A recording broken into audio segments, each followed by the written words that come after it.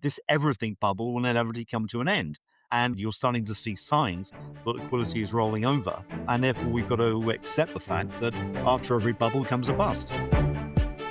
That was Michael Howell. I'm Eric Townsend, and this is MacroVoices, the free weekly podcast targeting professional finance and sophisticated private investors. Episode 545 was produced on August 13th, 2026. Michael and I will discuss the 65-month global liquidity cycle, where we stand in that cycle currently, and what comes next. Michael agrees with my view that gold has probably bottomed and is likely to rally from here.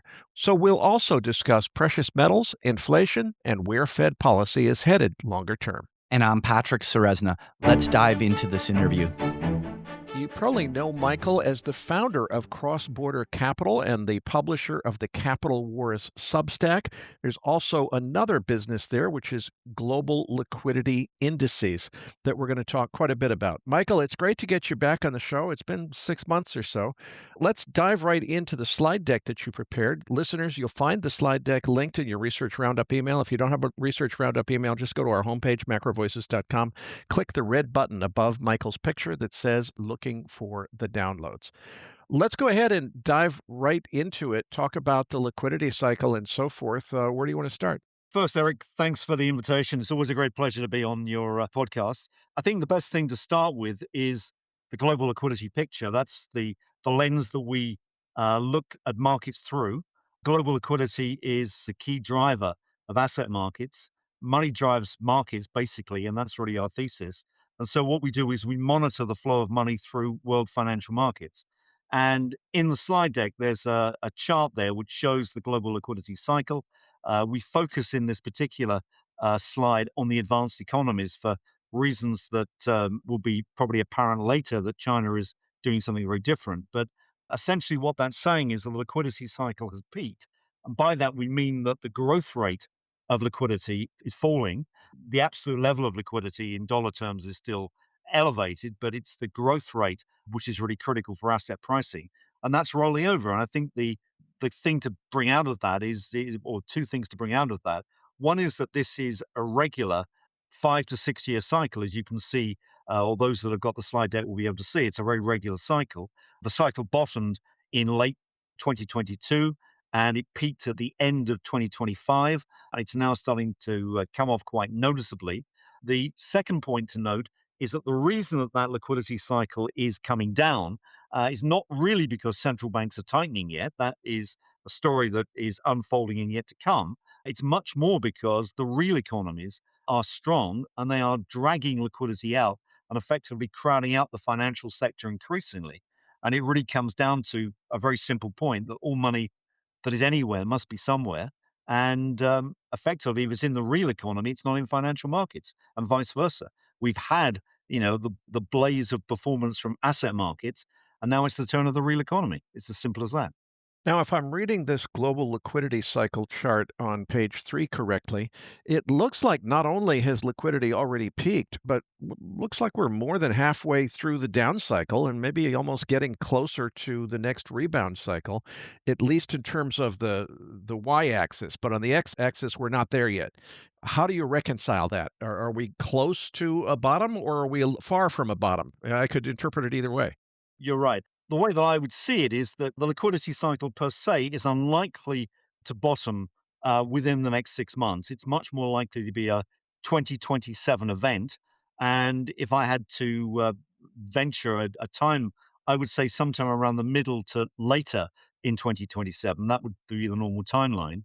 It's possible that things could concertina and we may get an earlier rebound, but I think that's unlikely, not least because the big monetary authorities, mainly the Federal Reserve, is still a long way from aggressively tightening. But I think that is upcoming. I think the Fed is going to have to do something much more explicit, and we may know that before the end of the month after the Jackson Hole speech. Well, I actually thought that the title of your slide deck might be more telling than the slides themselves. You say Warsh versus the markets. Kind of feels to me like that's really the theme that we've been handed here is a president who's absolutely passionate about getting a Fed chair installed who's going to do nothing but cut. And I think we got a guy who might be inclined to do something different. So is this an impossible setup? I mean, how should we think about what comes next in Kevin Warsh kind of finding his relationship with Donald Trump, so to speak? Well, I think it's going to be a pretty unhappy relationship if that's what Trump is expecting, and probably is. I mean, the fact is that central banks don't control interest rates. They may think they do. The market controls interest rates, and it's the long end which drives the short end, not vice versa, as the textbooks tell us. And the plain fact is that if bond yields are rising, which they clearly are, and I would argue that that rise in bond yields, which is a global phenomenon with the exception of China, is all about strong nominal GDP growth. That's what tends to drive the underlying level of interest rates. That's why they're moving up. And that is putting a lot of pressure on the front end of the term structure. And the plain fact is that the Federal Reserve can't resist that very easily. I mean, it can do various tricks, and they've already used up a lot of those tricks. But to keep the repo markets liquid after pushing so much funding into the front end of the market will mean rapid monetary growth or an expanding Fed balance sheet. And those are presumably now ruled out. So, barring some clever tricks from Scott Bessent, which could mean that a lot of the deficit is being funded at the margin by more and more bills, we're due higher interest rates. That must be coming, or higher policy interest rates. That has to come. Michael, it seems like all indications are that rates are headed higher, but at the same time, we have a president who is absolutely passionate about wanting to see lower rates. And I'm not sure that he understands whether the dog wags the tail or the tail wags the dog. So, what should we expect here? Well, I think it's going to resolve by rates are going to have to go up. I mean, that's what the markets are saying. If you look at what's happening at the front end of the curve in the US, the 2 year Treasury note, which has always been a fantastic predictor of policy rates, is elevated. It's already broken through SOFR rates. It's suggesting that we're heading for higher policy rates in the next few months. And in fact, the market is already discounting that. That's clear. But we're probably treading a path which, to my estimation, looks remarkably like late 2021, early 2022. And that was a period of some considerable unhappiness for investors. And you've got to recall through that period, the S&P dropped 25% and Bitcoin dropped 75%. Now, some of that drop in crypto is already in the bag, but you get the idea here that markets, asset markets, risk asset markets don't like central banks that are tightening. And this is, I think, inevitable given the backdrop for the economy. And my view is the economy is a lot stronger, a lot more robust than many people would envision. Michael, let's move on to page 4, the history of asset bubbles. When's the next one? What should we be buying or selling in order to profit from it? Well, I think the fact is we're already seeing the asset bubble. This is the everything bubble that has been fueled by again more liquidity. And I think one of the interesting points is to try and understand how the liquidity mechanism works. And it's something which is sort of running. It may have been originally triggered by central bank easing, but it's running now out of their control. And the problem is that the financial system creates liquidity endogenously because after an initial liquidity shock, which may come from the central banks, asset prices rise, collateral levels increase. We live in a financing system now where collateral is the mainstay or the backstop for all credit and all loans. Something like 80% of all lending now in the world economy is collateral based. So if collateral values rise, you've got more ability to borrow and then more liquidity goes in the system. And this is why you see this recurring sequence of liquidity booms and busts. Now, history shows, and this is what the slide deck is indicating, that every previous bubble that we've shown there has had as a root cause a big expansion in liquidity. And it's no surprise that we're getting it again. Even if you drill down into the bubbles that we've seen in some of the emerging Asian markets like Korea, you've got to accept the fact that Korean liquidity has been skyrocketing higher. And this is just the reality of how markets work. This everything bubble will inevitably come to an end. And you're starting to see signs that liquidity is rolling over. And therefore, we've got to accept the fact that after every bubble comes a bust.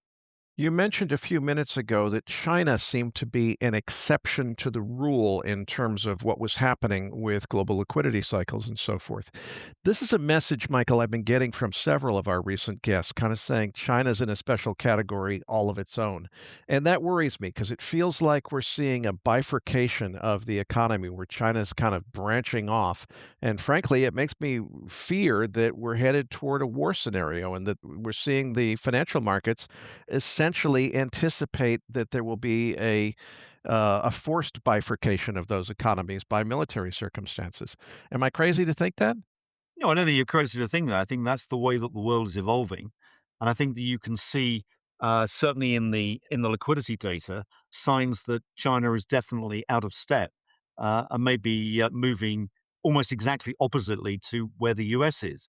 Now, the legacy that China has had is that it's been struggling to try and maintain the value of the yuan for several years against what has been a strong dollar. And what they have done is they basically maintained a very tight liquidity policy through much of that period. That tight liquidity reinforced the debt problem in China. It created debt deflation. The backdrop that we're now seeing in the Chinese economy is lackluster growth, very, very weak inflation, if not disinflation or deflation. And we're seeing the debt burdens grow. And if you look at the Chinese government bond market, it's the only bond market where yields are dropping. And yields are down at 1.7%, which is a great contrast to everywhere else. Now, that backdrop, it needs to be resolved. The Chinese economy can't stomach debt for much longer, this degree of debt, and they basically have to devalue debt domestically. In other words, that means devaluing the yuan within the Chinese economy. Now, I stress the internal nature of that devaluation. China has capital controls, as you know. It has large forex reserves and it has compliant state banks, and they can probably manage, if you like, a bifurcated exchange rate regime, maintaining a stable yuan US dollar externally while trying to devalue the yuan internally. And my reckoning has been that is all about, or that is the story of why gold is going up and going down. The cycle in gold is all about Chinese devaluation. China is embarking on, I think, a significant liquidity expansion. It will need its economy to grow. That economic growth will further fuel world economic activity and it will boost commodity prices globally. And I think that's the regime we're in. I think one needs to understand the differences in these cycles. So, what you're seeing is strong growth in Western economies, as we know already. That is fueling commodity markets. They've had a tremendous run over the last 12 months, but there's still more to go. And now we're getting a further stimulus likely coming through from China. And I think the increase in the gold price, particularly in the last 10 days, is indicating the fact that China is turning on the money taps again. This change in the direction of gold in the last 10 days has definitely caught my attention. Feels to me like the correction is over, the new move higher is on. Do you agree with that? And if not, why not? 100%. There's a chart that you can see in the pack, or if those are the listeners who have got the pack, if you go on to slide 21, there is a chart there which looks at PBOC liquidity and the gold bullion price. Now, what I've tried to indicate in that chart is that the two series are very closely correlated. In other words, the rise in the gold market, and in particular, the breakaway of gold from its normal axis of real interest rates, which was a very clear feature in early 2022, was not anything about Russia or whatever the excuse was. It was much more about the fact that the PBOC, the People's Bank, started to turn on the liquidity tap quite aggressively. And if you look at the chart, you'll see there's actually quite a compelling correlation, both going up when liquidity is expanding, and then more recently when liquidity has come down with a bump. Now, it may now be being restored once more, but I think that gyration is very important. Now, for those that are more, or maybe those that are less persuaded by this chart, there is another one which looks at changes on the following slide, which is shown in terms of weekly changes. And there's actually even, I think, even a stronger case for saying that there is a connection between these two data series. And as the People's Bank started to increase liquidity, we signaled that the gold market was likely to rebound, and it looks like it has. And very interestingly, If you look at the yuan gold price, in other words, the gold price denominated in Chinese yuan, it's bottomed exactly on its trend line at about 27,000 yuan. And that's the thing to look at, not the dollar gold price, because China and the Shanghai Gold Exchange is now the marginal pricer of gold worldwide, eclipsing COMEX and London. And that's where we need to look. It's Asian demand that's fueling gold, not Western demand. And we need to understand the People's Bank. Now, there is a chart which I've got a little bit earlier, I think it's slide 19, which looks in a lot more detail at what is going on. Now, this is an interesting conjecture. I'm not saying I've got any insight here, but it's purely proof by association. And this is looking at a daily print of the People's Bank's balance sheet, which we've constructed by looking at their open market operations and various other liquidity injections. And what that chart on slide 19 shows is that the People's Bank, after a long expansion of liquidity, effectively turned the money taps off on March the 2nd, and you saw liquidity declining quite noticeably. That money tap was turned on almost exactly to the day that the MOU was signed, regardless of whether it's a fragile MOU or not. That seemed to be a turning point. And ever since that date, Chinese liquidity has expanded again, and with that, the gold market has gained more traction. And I think that this is the beginning of a further and maybe longer stimulus from China, because they need it. Believe me, the economy needs some stimulus. Let's go a little deeper on this because I know a lot of our listeners will be tempted to get back into this gold market on the long side and speculate on higher prices. But it seems to me, as you said, China has been the key to all of this. And it seems to me that what's going on right now is maybe things are getting better, but maybe not. And I think that there's plenty of room for a re escalation of the Hormuz conflict as we realize that maybe President Trump didn't have this negotiated quite as well as he thought he did. If the Hormuz conflict heats up again, does that potentially kill the gold rally and put us into lower lows, or has something changed that's going to be, I'll say, immune to those politics that would cause us to want to get long gold in size? I think the way that I would express it, Eric, is to say this is that the gold price is going up now because of China's historic debts. And the liquidity injection that we've seen from the People's Bank is all about trying to devalue the yuan internally. And that is what's driving gold up.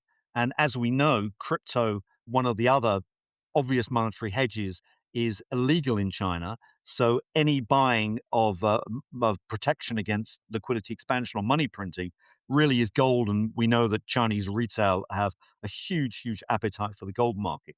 So what I would say is that the course of gold follows what happens from the People's Bank. So the first thing one needs to look at is what the People's Bank is doing in terms of its liquidity injections into markets. If they fade off again, and let's never say never, but if they do fade off again, then the gold market is going to be challenged. If they keep running, which I suspect they probably will, then gold continues to get a bid.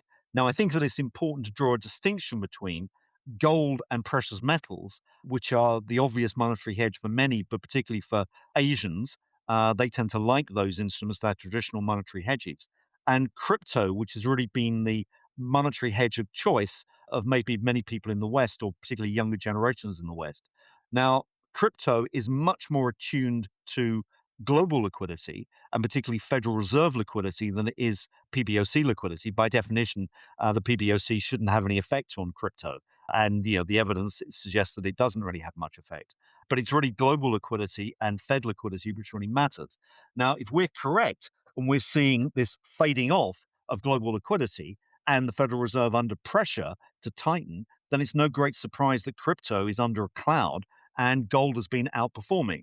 And that's really the story we think is likely to continue. In the longer term, both assets are going to go up. But I think we've got to we've got to acknowledge the cycles here, and those cycles are moving very differently. Michael, I pulled you out of order a little bit there because I was very curious to get your thoughts on gold. Let's go back to where we left off on the slide deck at page 6. Tell me what's going on with the world global liquidity cycle. What causes the cycle to go down, and how much further does it have to go?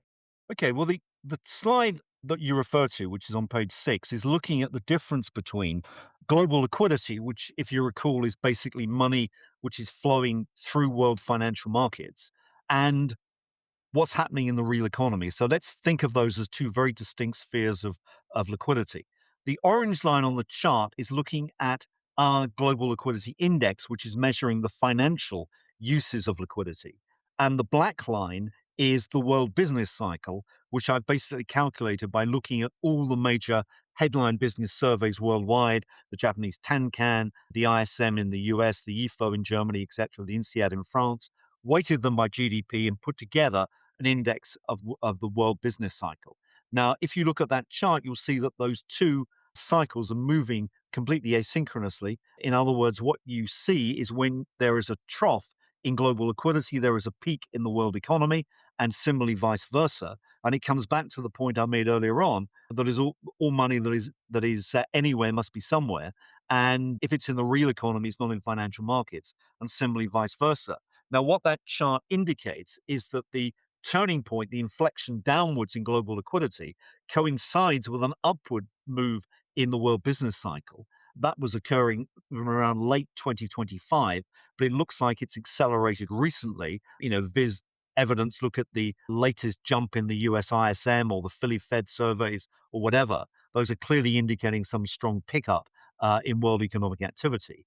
And that is draining markets of liquidity. Now, that would suggest that we're late in the investment cycle. The investment cycle, as the name suggests, is a cycle. It goes up and goes down.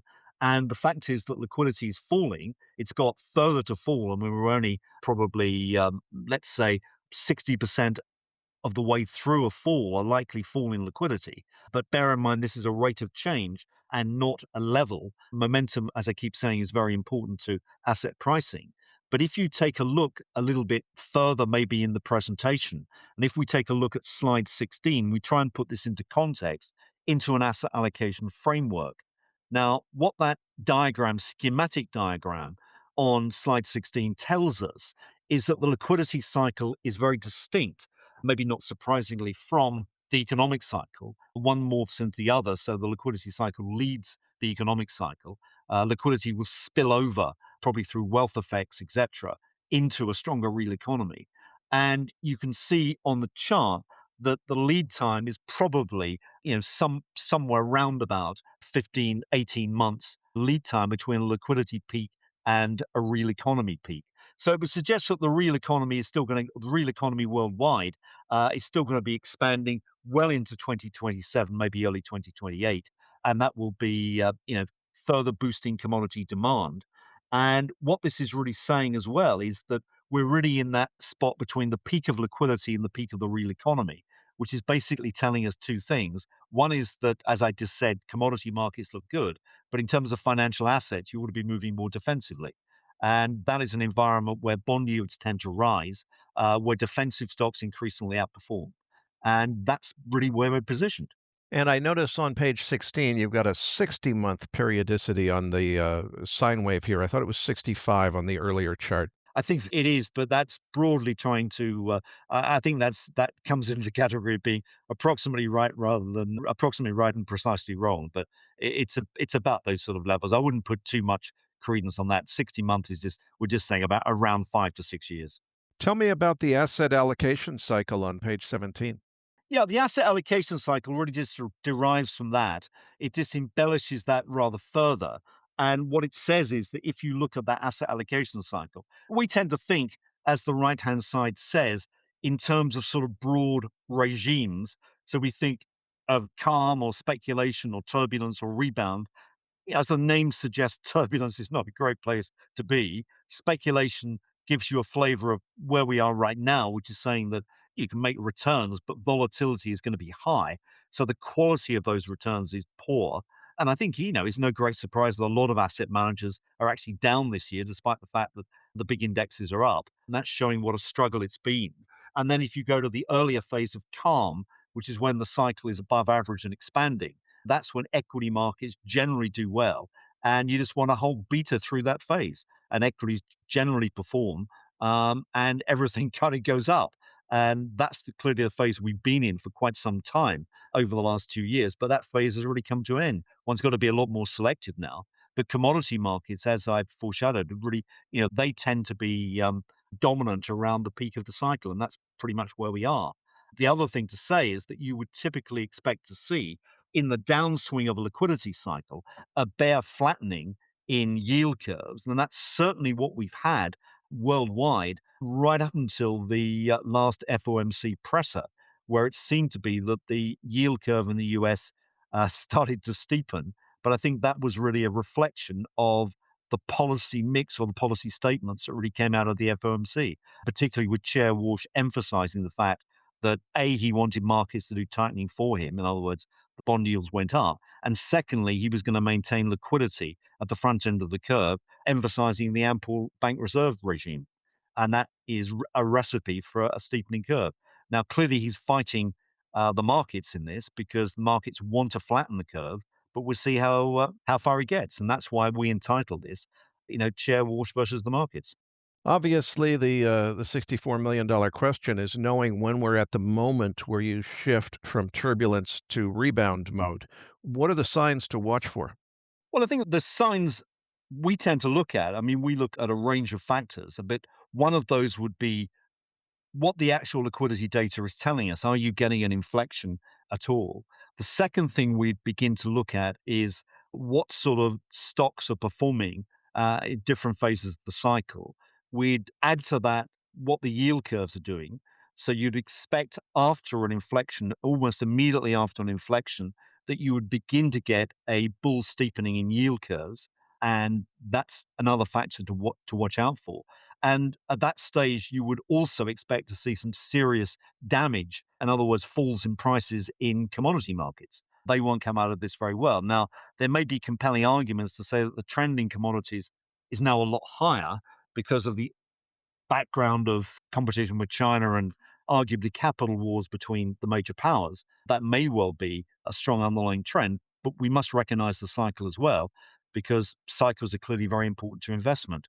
And often they can spoil the party. But generally, those are the sort of things we'd be looking at. And I would say we're a long way from that point yet. Page 18 begins a series of slides titled, Has China's Great Debasement Ended? I'm quite curious. Has it ended? And talk us through this. Well, this is the point about gold, Eric. This is really saying that China needs to expand liquidity. It's got a huge debt problem. It's trying to, if you like, have its cake and eat it, in the sense that normally, if you expand liquidity, your currency will fold. As I've argued, that if China can basically keep that liquidity expansion internally to China, it can devalue domestic debt. In other words, to raise the level of prices and wages in China relative to the value of nominal debt. If they succeed at doing that, they will manage to erode their debt problem or progressively erode their debt problem. But it will come at the cost of a devaluation, which will be expressed in a much, much higher gold price. Now, if you assume, and we're assuming this, that they can maintain the level of the yuan US dollar cross, then that means that gold prices in US dollar terms are going to skyrocket as well. And I would think that would be pretty close to the top of my list of conviction trades, certainly over the medium term. That's what I think is going to happen.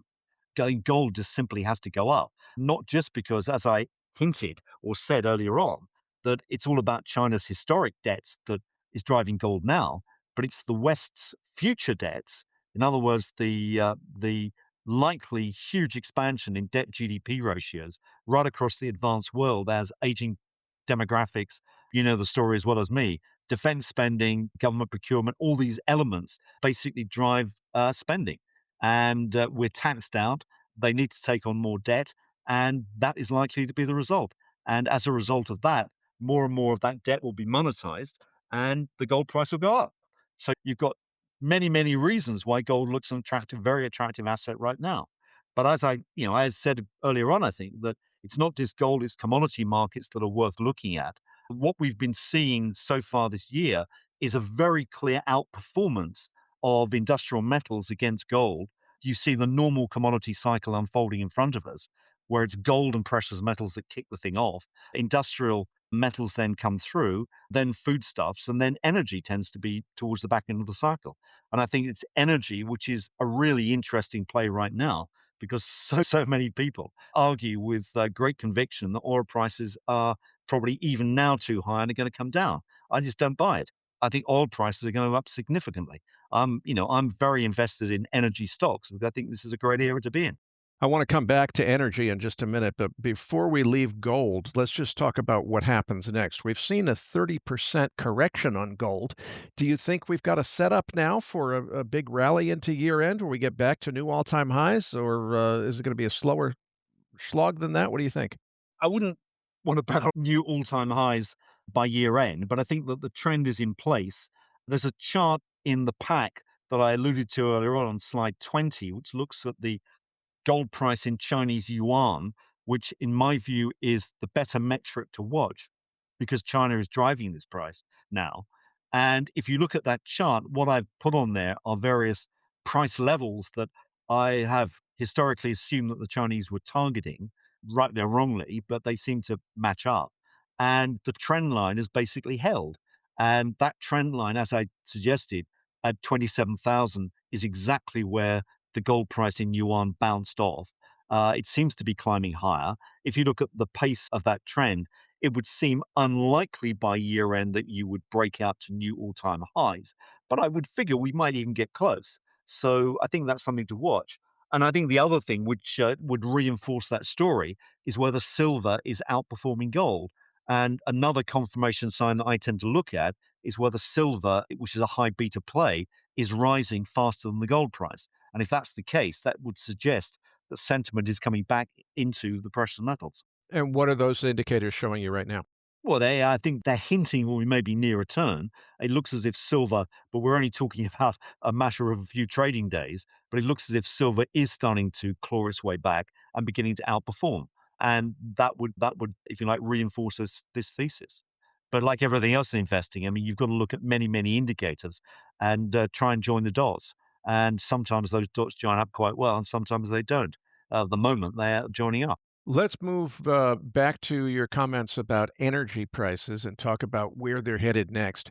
I agree with you, but I'll play devil's advocate and just say, okay, there's a lot of people who think that, we've basically had the Strait of Hormuz closed. As soon as we get this situation under control, what's going to happen is you've had the UAE leave OPEC with the intention of basically producing as fast as they can. A lot of people think that oil prices will basically crash as everybody starts producing again just as soon as we resolve this Strait of Hormuz crisis. That's not my view at all, but that's the view that competes with yours. So what do you have to say to that? Yeah, I think the starting point is to say what is to come back to fundamentals and try and argue what drives commodity markets. And in my view, and this is probably a very simple view, but I tend to hold there are two moving parts, Eric. One of those is the currency of denomination. So let's say that's the dollar. And the other is some real exchange ratio that tells us a lot about the relative extraction costs of maybe two metals or two commodities. Now, if you take gold and oil, on page 15, there's a chart which shows the gold oil ratio. Now, what I've done there is I've done two things. One of those is to draw that red line, which is the gold oil ratio on the right scale, in log terms. So there's a little bit of mathematical manipulation. But I've done that so I could compress the gold oil ratio and fit it into the long term liquidity cycle, which you can see overlaid on that chart, the sine wave that actually was extracted from an earlier chart looking at how global liquidity moved. That, as I said, is a 5 to 6 year cycle. Now, you probably don't need to squint too much at the chart or go too much boss-eyed to work out or to see that those cycles pretty much overlap. And in other words, that as the global liquidity cycle rises, the gold oil ratio also rises. And as the global liquidity cycle drops, so the gold oil ratio falls. Now, what's the mechanism there? Well, the two things that I would argue are that number one, you tend to find that as liquidity increases, it fuels precious metals. They're a obvious monetary inflation hedge. And so the gold price tends to go up with the beginning of the liquidity cycle. Then, as you start to see liquidity faltering, The faltering in liquidity, which causes the inflection, is all about money being shipped into the real economy. So that downswing is largely explained by the fact that the real economies are strong and therefore commodity demand is picking up and therefore the oil market tends to be very buoyant. So in the upswing, the gold oil ratio is pushed up by rising gold, and in the downswing, it's pulled back by rising oil. And if you look at those cycles, it's been very regular. Now, if you then do a statistical analysis of the data on the red line, the gold oil ratio, it is shown to be strongly mean reverting. And there is very limited evidence of any trend in that data. There's a mild uptrend, but nothing which is too, over the long term, since 1970 at least, there's nothing which is particularly compelling. Now, we saw in the COVID crisis exactly the same development of the gold oil ratio spiking, and then within 2 or 3 years, it actually mean reverted again. And I would argue that we're looking at the same setup once more. Now, if you believe, and this is where one has to hold on to one's chair a little bit, but if you believe that the gold market is underpinned at $4,000 an ounce, maybe it's higher, who knows? But let's assume it's $4,000 an ounce.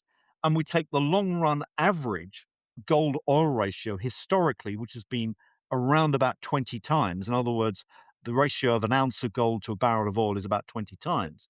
And you divide that ratio into the gold price, what you find as a result is a $200 a barrel oil price. Now, that may be way, way off the scale, and I fully accept that.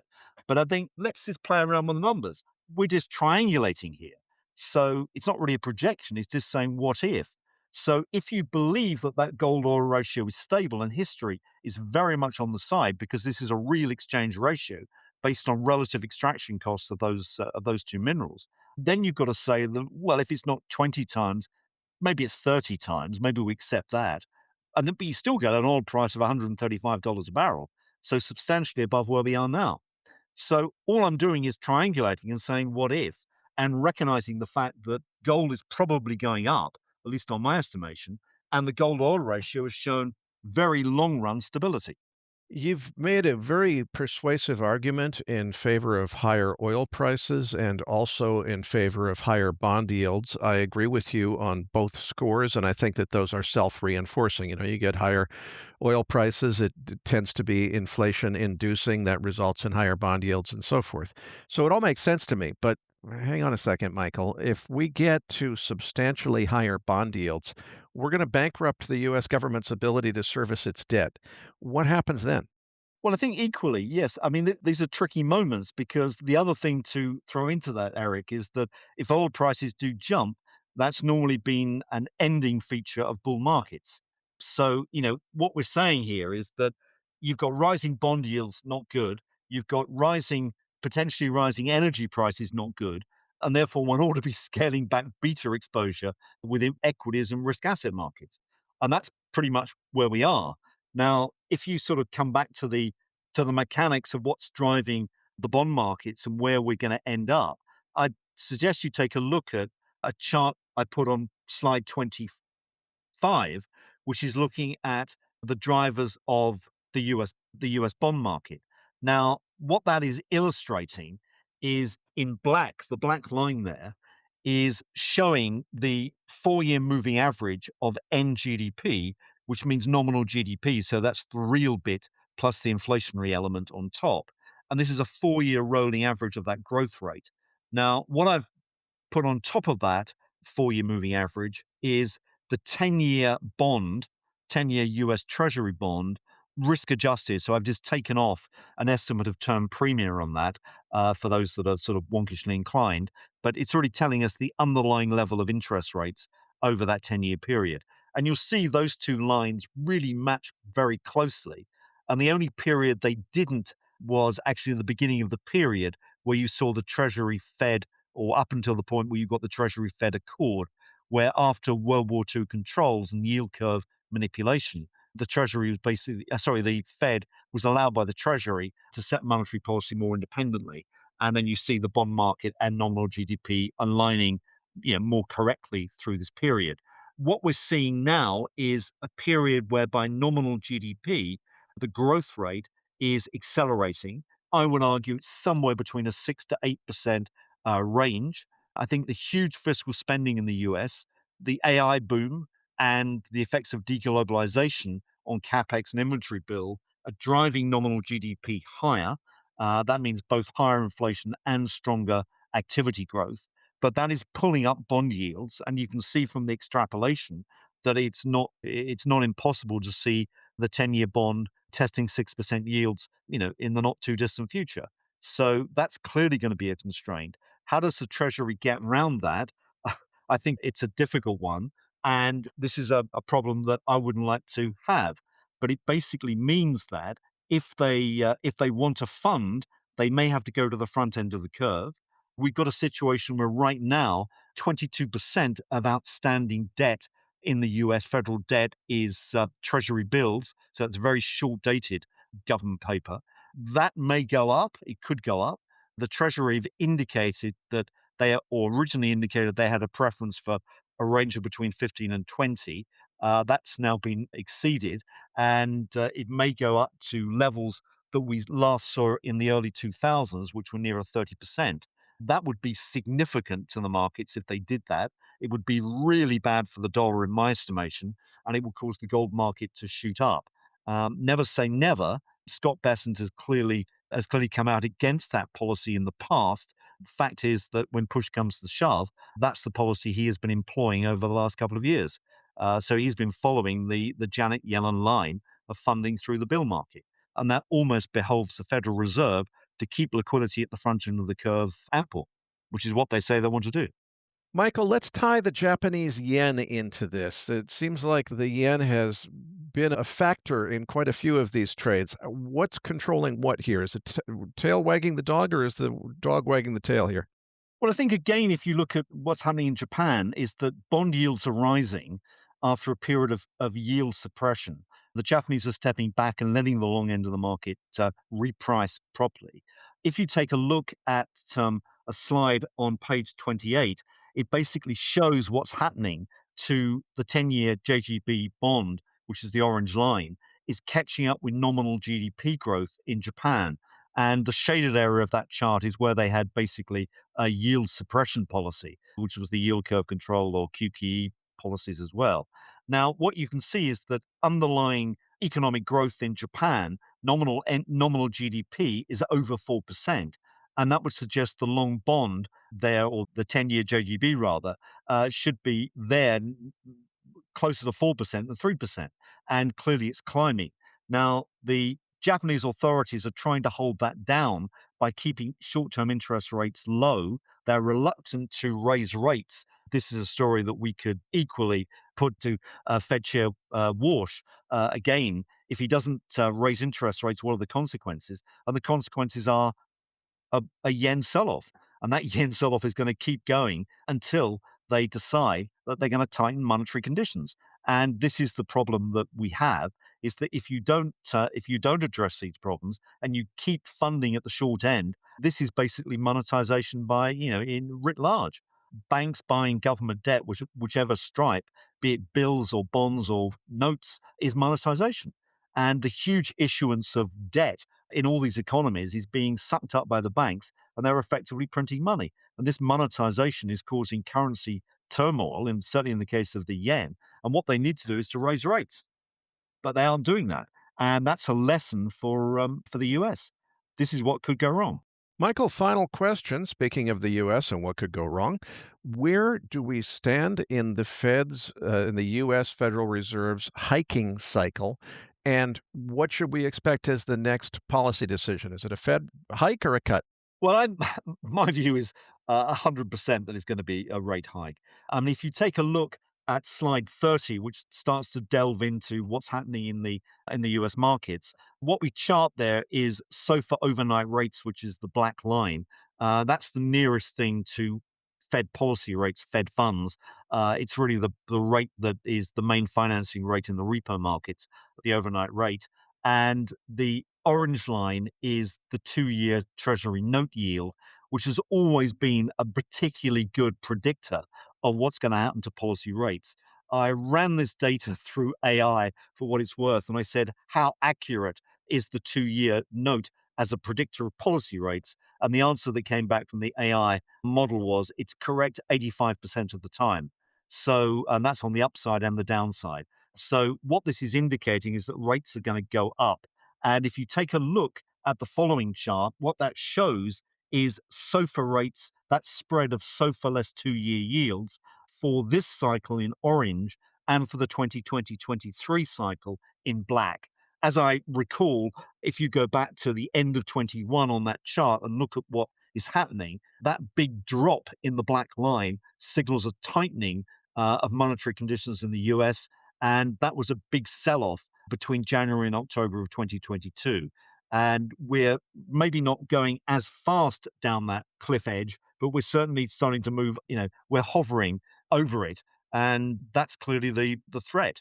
And if you put that everything together, the slide on page 33 is then looking at Fed tightening cycles. And what we've done is to look at the existing cycle. And this is looking at everything, throwing everything into mix, looking at our liquidity data for what the Fed is doing, what the Fed balance sheet's doing, etc. That's the broken dotted line.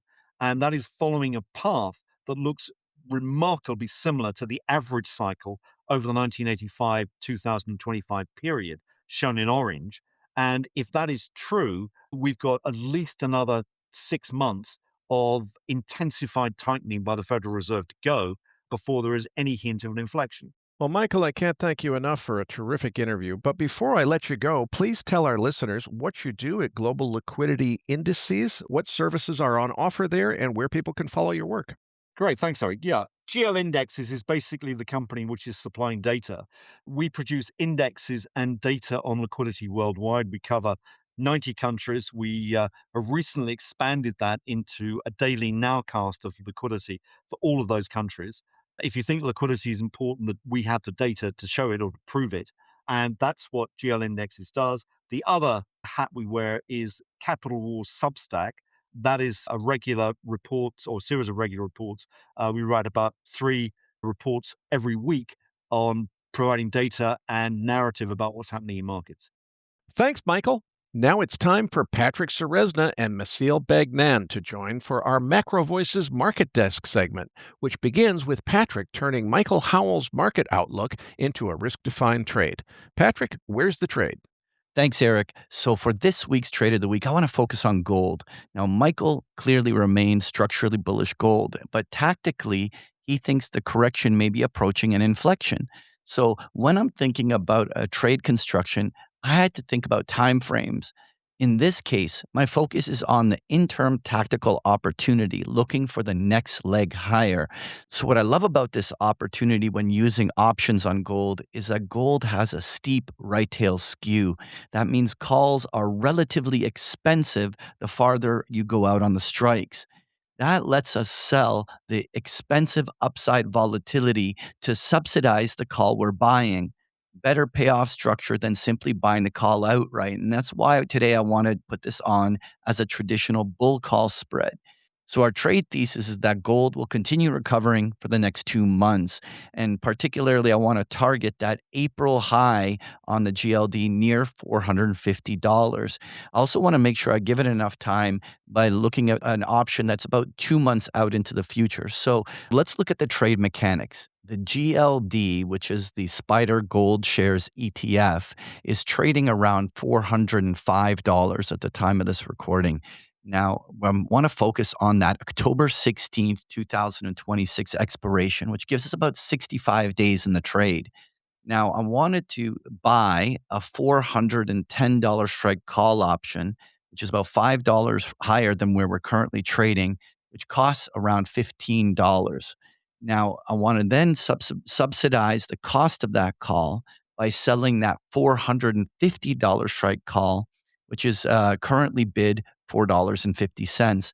That gives us a net debit cost of about $10.50 on a $40 wide spread. So just again, to put that into simple terms, we're risking about $10 to make about 30 if we are right. That's a very close to a 3-to-1 payoff. Now, the max payoff, of course, is if the GLD in the next 2 months is able to make it up to the $450 strike. But what I love about this trade is as a very defined downside, the premium which we paid for the spread. So with the fact that the GLD has already rallied close to $40, $50, there's all sorts of downside volatility that can happen, retesting lows, and this gives us that defined structure. So we're using that rich right tail volatility in our favor, that defined risk and being capital efficient.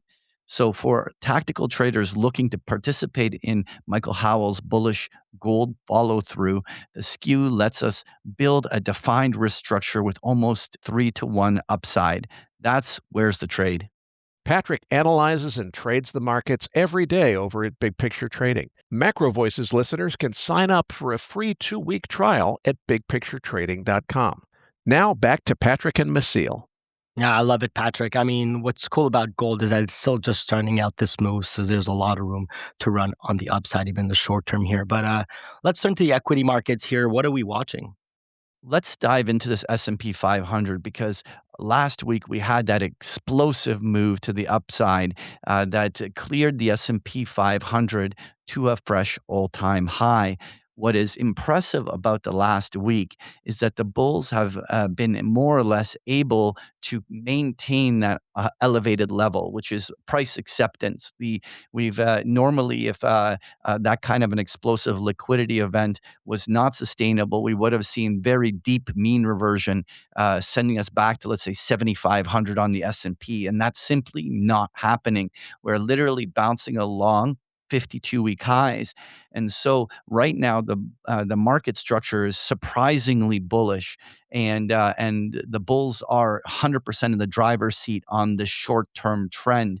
That means if there was any short-term catalyst that breaks this to a fresh new high out of this 1-week trade range, we could even see 8,000 within a week or two on the upside. So during this summer doldrums, the bull trend is the path of least resistance. Now, I want to make one note about where it would turn bearish. And this is where I think that the bulls actually have their edge, because it would take a substantial decline in the tune of about 400 S&P points to start doing this, the technical price damage that would potentially trigger systematic selling and potentially reverse the trend. In other words, the bulls can easily absorb a 200 S&P point pullback, it be bought on dip, and just be an opportunity to trade that upside. So right now, the bulls have a lot working in their favor. Now, that could quickly change in September, but right now, that's where we're at. And the positioning data does back it up. Quick reminder for listeners, this COT report does reflect positioning as of Tuesday, August 4th. So anything after that, you'll have to wait for tomorrow's release to see this week's changes. But on equities, the data that stands out the most is that the Nasdaq is still lagging. You can obviously see that in the chart, but the Dow and the S&P, fresh new highs, but the tech-heavy Nasdaq just hasn't waned. I mean, look at the positioning data. The SPX speculators is sitting at the 96th percentile of positioning on the 1-year basis, while the Dow is even more extreme at 99th percentile. But the Nasdaq, still near zero. Now, if you go to the market deep dive, you'll see that the Nasdaq positioning went short another 25,000 contracts, and that took them net short 35,000 contracts. What's cool about this is that it's all new shorts coming into the market, not positioning that changed of, current positioning. When you compare that to the SPY, they're only down 9,000 contract shorts, and the Dow is even positive at 6,000 contracts long. So we're pretty net on those two assets. So to me, the real question is, do the semis and even the tech as a whole finally come back and participate in this rally? I mean, what do you think about that, Patrick? Well, the observation I would make there is a lot of that short positioning in the NASDAQ could very well be a long short pairing against people that are way overextended on semiconductor and Mag 7 exposures. Now, what is interesting is that bullish impulse that we did see at the end of July that drove this rally was very well led by the hyperscalers and these Mag 7s ripping to the upside. But what is notable here is the lack of participation in this rally in the semiconductor space. Now, certainly, they were huge leaders on the upside, and they are clearly where the money is rotating out of at this stage.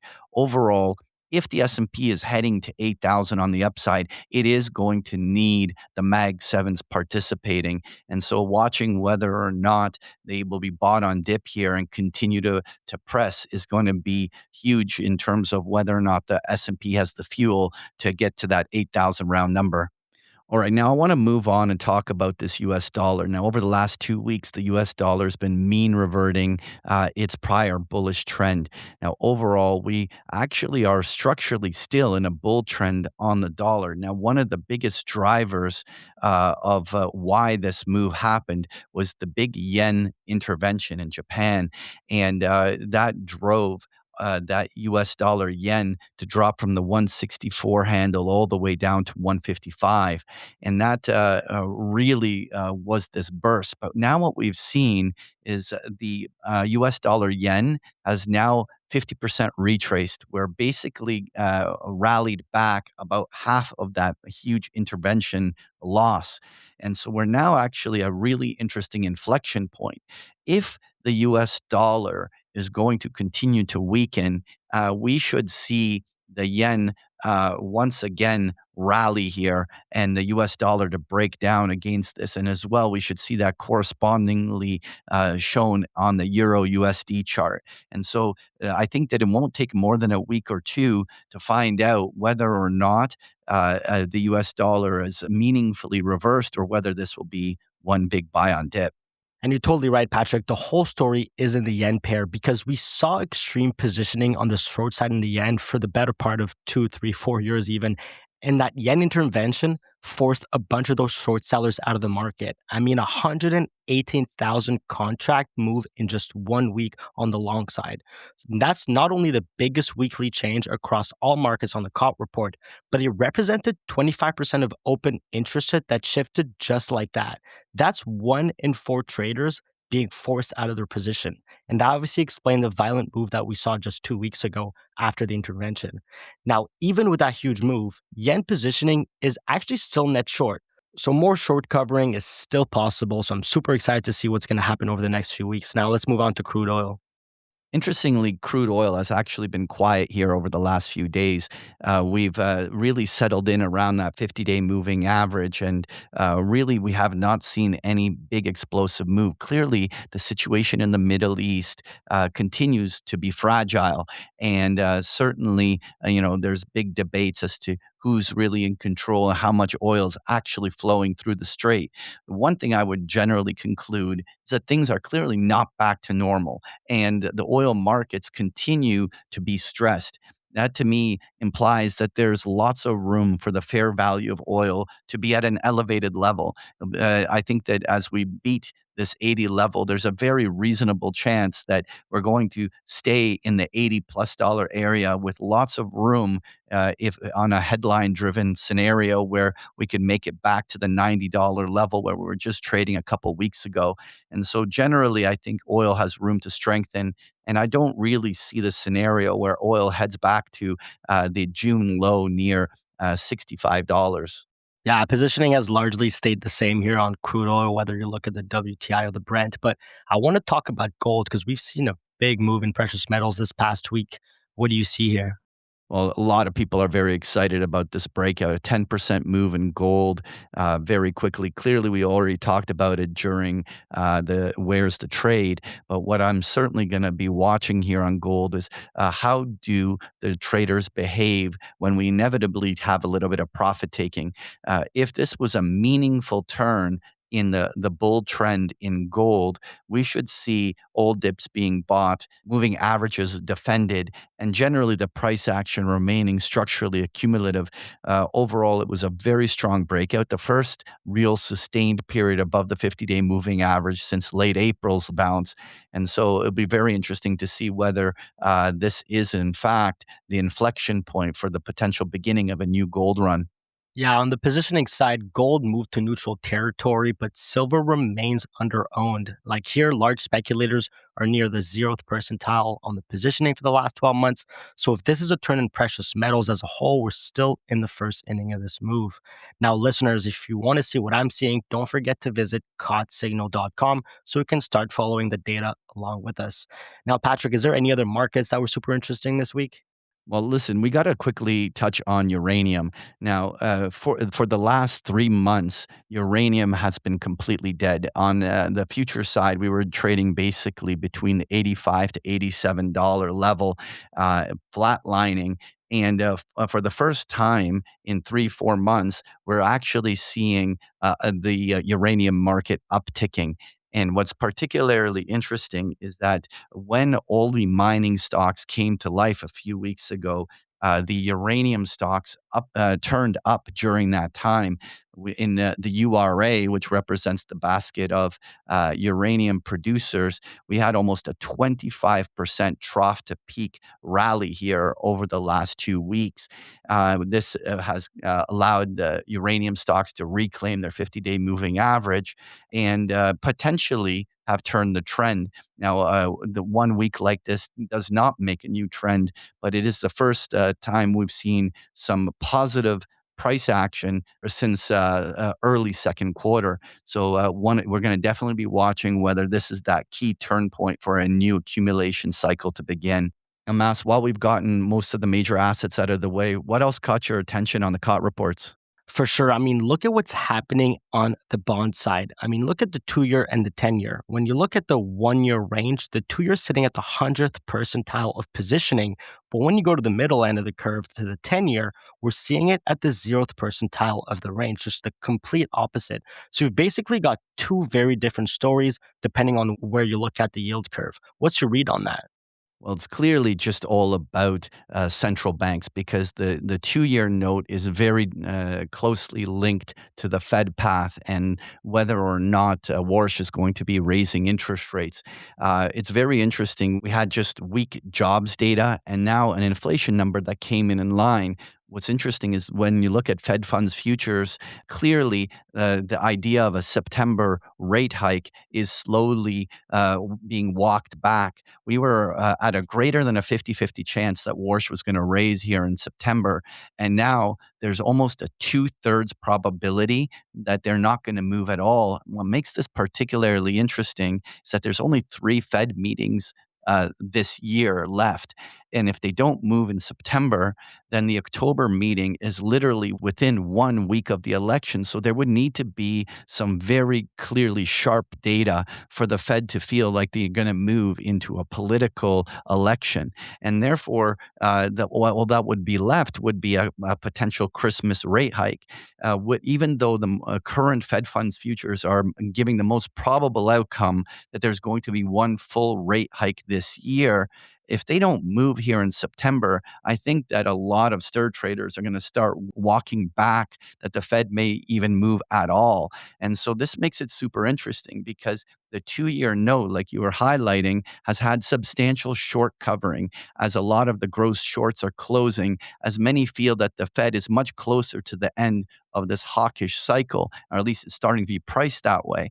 But that's not what we're seeing on the long bonds. The 30-year yield is almost at 5.25 and continue to press highs as the long bond continues to just have a vicious downtrend, and the shorts continue to pile in on pressing that long bond. It'd be very interesting to see whether or not we get a bull steepening, but clearly the way traders are positioning at the front of the curve versus at the back is dynamically different. All right, and Mas, let's wrap up with just touching on the positioning pulse. What else caught your attention in those COT reports?